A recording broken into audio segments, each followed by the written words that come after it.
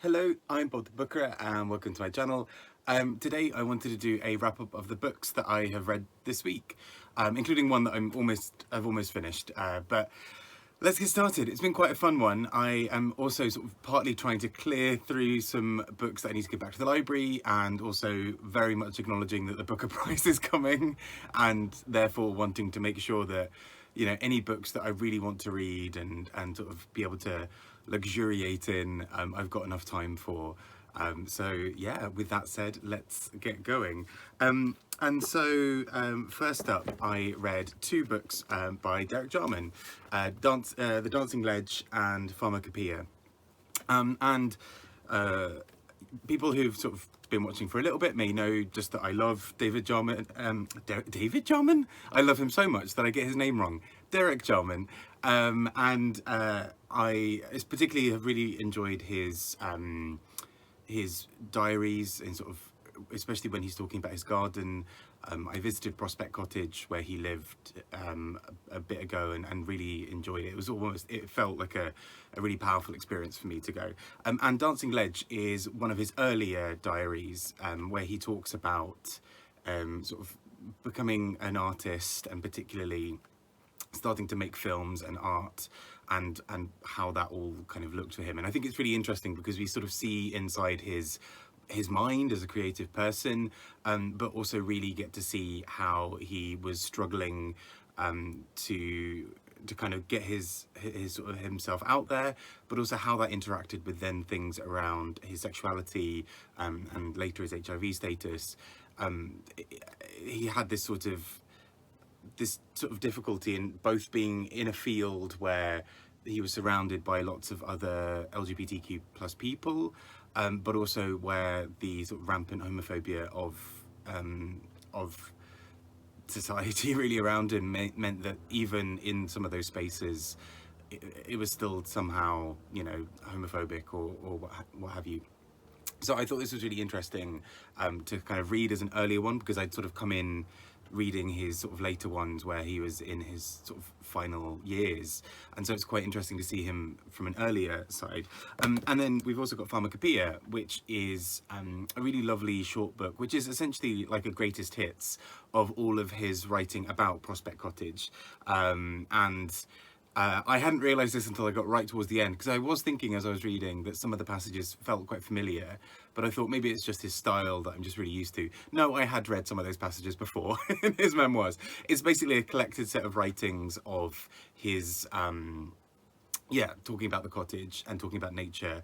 And he just has such a beautiful style when he's talking about nature and about plants and flowers, and he sort of captures the beauty in the language of talking about those things, but also just paints these really vivid images of just a wild, rugged landscape overtaken by bits of nature. And there's a foreword to this by Tilda Swinton, who was a close friend of his, and she talks about the kind of importance to him of the cottage and of nature as well. So yeah, really, really beautiful and interesting little book, and it was just such a warm treasure to be reading this. Also, I then read A Tale for the Time Being by Ruth Ozeki, and I had basically, after I sort of spoke about reading A Book of Form and Emptiness, which has now won the Women's Prize, I basically, lots of people in the comments were saying, like, okay, you had a fairly good response to this book, you enjoyed it, but A Tale for the Time Being is the one that you should be really checking out. And I'm really glad I did. I'm really glad I listened to those people, because I thought this book was just so interesting and so beautiful. The idea, what I'm starting to realise is probably Ruth Ozeki's thing around sort of playing with language, is that A Tale for the Time Being is obviously for the time being is an expression in English, but she also plays with this idea of a time being. So a person or an animal or whatever in time, and so this book kind of charts basically this idea of a split narrative almost. So we have Ruth Ozeki herself as an insert in this book, who finds the sort of journals or sort of diary of a young girl called Naoko, or Now as she's referred to in the book. And again, now is then a play on the whole time being thing of then versus now. And the kind of idea within that split narrative, she plays around with quite a lot of sort of bits of philosophy. So the idea of Schrodinger's cat. So is this story both real and not real at the same time? Which also then brings into the question, is this sort of Ruth Ozeki charting a kind of things that maybe happened to her in childhood but kind of blown up and sort of exaggerated and also anonymized? Is this Ruth Ozeki also looking at what could have been, kind of imagining a different childhood for herself? It starts throwing into question all of those things. It also has a lot of references to Proust's In Search of Lost Time, and again that play constantly on time and lost time and the idea of a book. We even have the book itself starts rewriting passages start disappearing in the book and reappearing. And so this idea of what is a narrative, how can you really pin it down, how can you ever really understand a narrative, is it ever fixed? And this idea of sort of fixed versus changeable time comes up quite a lot. So I think it's about almost 400 pages, I think. Just over 400 pages, at least in my copy. And it's quite meaty in what she's able to achieve in that. It feels like there are these two stories that feel fleshed out and interesting. But we also have a lot of discussions around what it means to be alive, the idea of time, the idea of the importance or power of literature, of recording a story, of putting a story forward that somebody in the future will read. There's a lot in here about sort of this father-daughter relationship that's quite central to parts of it as well. So there's just a lot going on. And I think that's the thing that I found really interesting about A Book of Form and Emptiness, is at the beginning of the book, about halfway through, I was almost ready to throw in the towel, because I was like, this is a lot. But actually, as the book then continued, those parts started to connect. And I feel like this is a very early thing to say, given that I've only read 2 of her books, but I get the strong feeling that she's a writer with a lot of ideas and writes around those ideas. So in a sort of fun way. So there's a central story, but actually that story is really getting at a specific discussion in quite an interesting way. And obviously lots of writers do that. I'm not claiming that she's the first author to have ever discovered that or thought of it, but I think the way she does it is really interesting, that shapes everything about the narrative. So in A Book of Form and Emptiness, there's a really interesting discussion about the lives of things, this sort of animist, sort of Buddhist idea of everything and item having a sort of spirit. And in A Tale for the Time Being, it feels like parts of that come up as well, but also there's a really fascinating discussion in there about what it means to what a narrative really is. Do we ever have a story that's correct and real?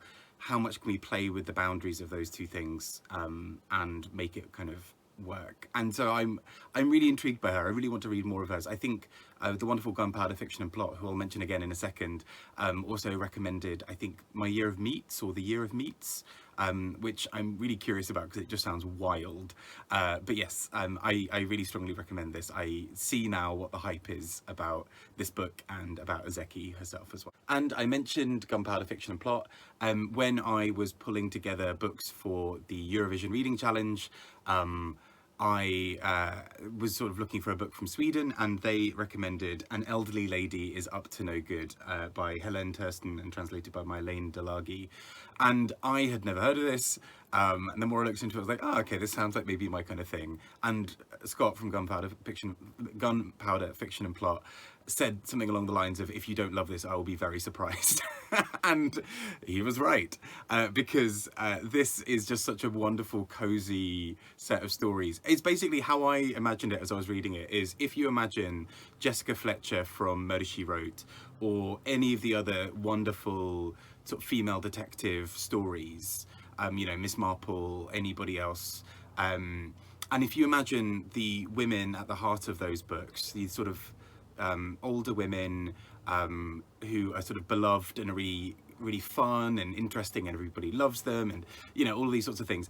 If you then imagine that they are the ones doing the murders, that's what this book is. And this is a set of short stories. A couple of them are a little bit connected, following this old sort of woman. I think she's 88 year old woman called Maud, and she and I'm only just now realizing that there's a potential pun in there about death. But anyway, Maud is this sort of woman who just basically wants to be left alone. She's got her really nice little apartment that's sort of rent controlled or basically free in Stockholm, and she just, I don't know, in Gothenburg maybe, in Gothenburg, and she just wants to rest. She just wants to have a nice quiet life, but unfortunately people are people, and so she comes across people who are frustrating in whatever way. So either they are making too much noise, or they're just a bit fussy, or they're kind of invading her privacy and her silence, and so she bumps them off and kills them. And it's really funny. It's so ridiculous. Without spoiling anything, there is at one point an artist whose whole thing is she paints various phalluses, as in creates paintings of phalluses, not paints directly onto them, as far as I remember from the book as well. But the deaths almost have a very Roald Dahl quality to them, in the sense that the deaths are people being killed in a really in a way that's so absurd that it's funny. You know, you almost sort of take the actual thing about someone dying out of it. People die in a really absurd, funny way that is incredibly linked to the trait that Maud hates about them. So the artist is killed in some way by her art. The antique dealer who keeps on getting in her way is killed by antiques. Lots of things like this that that she sort of does with them. And I just found this so cozy, despite the fact that it's full of murder. But there is something quite interesting about this woman, you know, in her late 80s, killing someone and then being like, right, gotta cover this up now, in a really nonchalant way. And so I loved this. And it's a really teeny tiny little gorgeous book, with about, I think, 6 or so short stories in this. And I just found it so fun and ridiculous and brilliant. And I think there's another one of them as well. I think there's a second volume of them, so I'm really keen to check that out as well. And finally, I was going to say last but not least, but unfortunately I'm not really getting on with this. I'm just sort of a little bit close to the end of finishing this.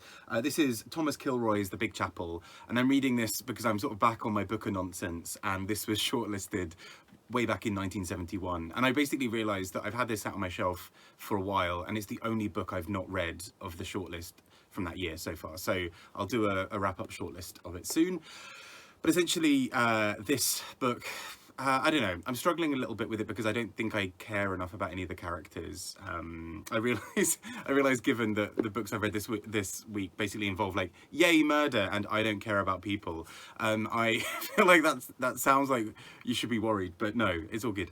But essentially, yeah, The Big Chapel looks a bit at sort of British and Irish relationships, particularly some difficulties around Ireland. You know, I think the thing I'm really struggling with is this is all sort of taking place in a small town, and there's a little bit of a mystery of like, ooh, who's potentially done some of these things and where's this all going.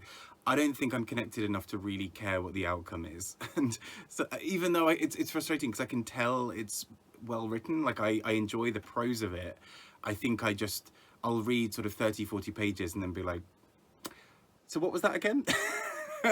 My interest is not particularly held, and that's probably also because I'm in a really in-depth sort of stressy week at work, which, like Swedish murders with old women, has helped. But I think, yeah, maybe this is not the one for me. I think maybe I'm also maybe too stubborn with books to really DNF. So I probably will see this through the last sort of 50 or so pages. And it is entertaining as a book. And it's well written. I think it's just the actual plot and focus of it I'm not enjoying. But maybe it will change in the last 50 pages. Maybe I'll suddenly find myself really loving it. But there we go. Anyway, so those have been the books I've read this week. I'd really love to hear what you've been reading. And yeah, really look forward to hearing some of your thoughts. Take care and speak to you all soon. Bye-bye.